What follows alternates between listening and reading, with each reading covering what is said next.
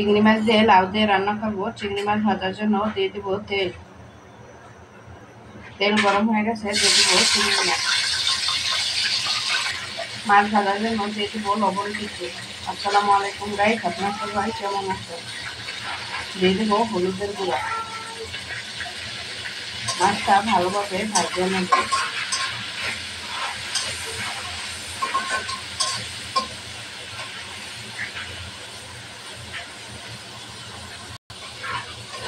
মাছটা ভাজা হয়ে গেছে, মাছের ভিতরে দিয়ে দেব পেঁয়াজ কুচি আর কাঁচামরিচ ফালি।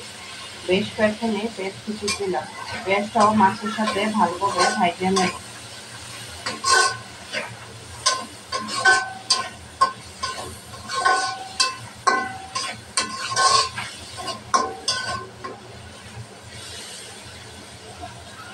দিয়ে দেবো একটু লবণ কুচি, তাহলে পেঁয়াজটা তাড়াতাড়ি ভাজা হবে।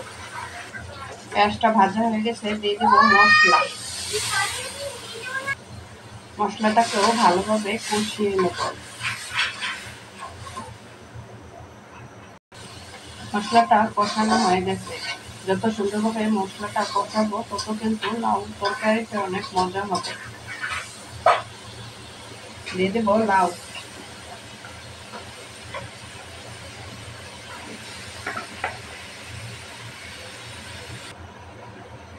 লাউটা মশলার সাথে মিশিয়ে নিব। লাউটাও 10 মিনিটের মতো কষিয়ে নেব, তারপর সিদ্ধ হওয়ার জন্য ঝোল দেব। লাউ কষানোর জন্য ঢাকনা দিয়ে ঢেকে দেব। লাউটা একটু নাড়াচাড়া করে নেব। দেখুন কালারটা কত সুন্দর হয়েছে। কষানোর সময় যদি ভালোভাবে কষিয়ে নিই লাউটা, তাহলে লাউ তরকারিটা অনেক মজা হবে।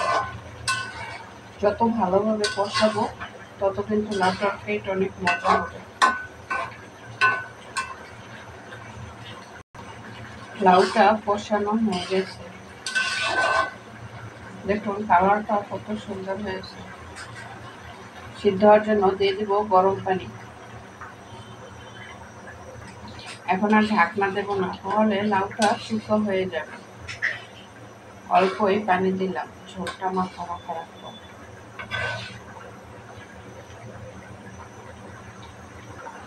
লাউটা আবার একটু লাড়াচাড়া করে নিব, প্রায় হয়ে আসছে।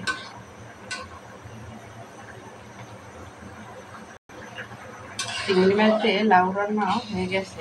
দেখুন কালারটা কত সুন্দর হয়েছে, আর লাউটাও সুন্দরভাবে নরম হয়ে গেছে। আমার ভিডিওটি যদি আপনাদের কাছে ভালো লেগে থাকে তাহলে শেয়ার করে দেবেন আর কমেন্টে জানাবেন। আল্লাহ হাফেজ, আসসালামু আলাইকুম।